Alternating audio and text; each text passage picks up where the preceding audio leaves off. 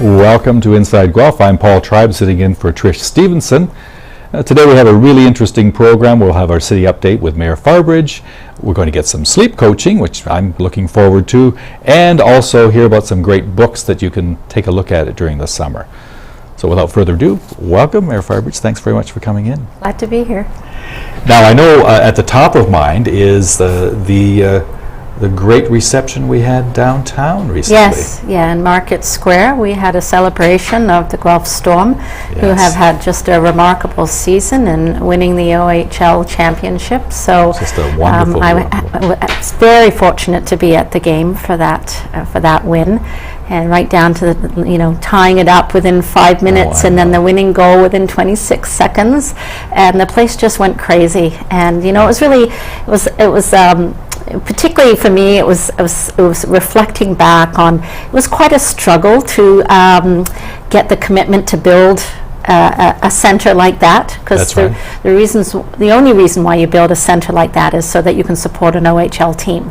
And so building it, and then to build it in the downtown as well, which I think was the right decision, and it's clearly proven itself. And absolutely. So that night was like, okay, that's what all that work was for. That was all the political struggle was for, was to have that moment where everybody in that place just went crazy. So, yeah, it gives me goosebumps even thinking about it right now, because it was just such a fantastic moment. And I guess I really enjoyed it too, because I had met with Mike Kelly in the Talk Local, and we talked about the whole process of building a championship team, and I just thought, wow. Yeah. What a great process he went through. And you saw the discipline on the ice during that game, and it was just fantastic. Yeah. Just so anyways, a lot of people came out. It was really lovely. It was exactly what Market Square is supposed to be. We drained the water out of the wading pool, and it was filled with people, and very excited, and lots of children, and it was a great opportunity for them to express their appreciation and to get autographs signed, and it was a special moment. And I wore my Storm jersey for the council meeting that night, because I do have to wear the Edmonton jersey. So I thought, so I thought, if I have to do that, and we had a friendly wager, which benefited a local charity, but I do have to wear the jersey. And so I thought, well, if I'm going to wear that jersey, I'm wearing our Guelph jersey first, the Guelph Storm, and to recognize the OHL win. Yeah. Well, that's great. That's great. A wonderful event. Yeah. And you have some other event. This week is a special week, isn't it? It's EMS week, Emergency Medical Services week. Right. So that's our paramedics. Yes. And so it's a municipal service. It's a City of Guelph service, but we also provide service to Wellington County as well. Right. And probably what people don't realize is how many calls for service they get, and it's more than 18,000 calls for service last year. Yeah. So that can be anything from a very extreme emergency to various levels, and sometimes patients transfers, but they're busy with 18,000 calls every year. And such an important service, and a tough job. Yeah. Well trained, highly trained individuals, and we have 135 full-time and part-time paramedics that provide the service. And what we're increasingly seeing is they're frontline people. They're seeing what's happening in the homes and with people, and so we're recognizing that they have a lot of intelligence around risks in our community. And so there's a growing interest in what's called a paramedicine program. And so that's taking our paramedics and embedding them in the community in different ways. So if we have a seniors complex, which might have a lot of calls for service, bringing a paramedic in to do regular visits to people, doing some light health checks, and checking in and making sure people are taking their medicine.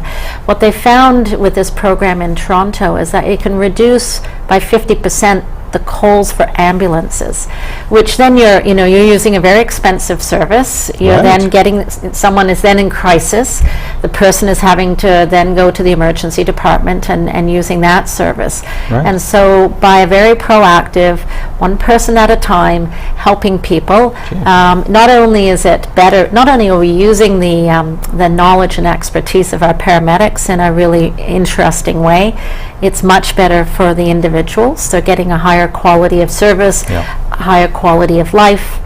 And then we save costs in the system, which we all know health costs are escalating, and so we need to find creative ways to manage that. And avoiding in many times a traumatic experience. Yes, and not having a trauma or a crisis, and managing things in a different way. So we're hopeful about being able to bring that type of approach to Guelph as well, and employing our paramedics in a very different way. That's very interesting. Interesting. And now last week was also a special week. Yes, Public Works Week. So we've had a lot of weeks lately. Yes. And so we had a number of activities to promote the work of our Public Works employees. Right. So these are the people that plow the roads and clean out the drainage, stormwater, sewers, and just fill potholes. They're the people that just keep our city running on a really basic way, and they're not ones that usually like the limelight. They usually like to just do their job and stay out of it, but unfortunately I don't think that's the right way to do it. We need to for people to see the work that goes on and the scale of the operation. And so important, after having gone through the winter we've gone through, I really appreciate that plow coming down the road, that's for sure. Yeah, we had there were special T-shirts. We survived the winter of 2014 because we usually budget for 23 snow events a season, and that's based on a 5-year average. We had 38 this year. 38? Yeah, so significantly more. And the calls, even for our administrative staff, the calls from the public, they increased 500% this year compared to last year. So everybody had a lot more work to do. And those 38 snow events were back to back. So they just finished one and they got hit by another one. And of course the ice storm right in December sort of just started us off. That sort of set the stage. Well, thank you so much for coming to give us an update. Appreciate you, as always, coming into Rogers to fill us in. So thank you very much for joining us. We'll see you in the next segment.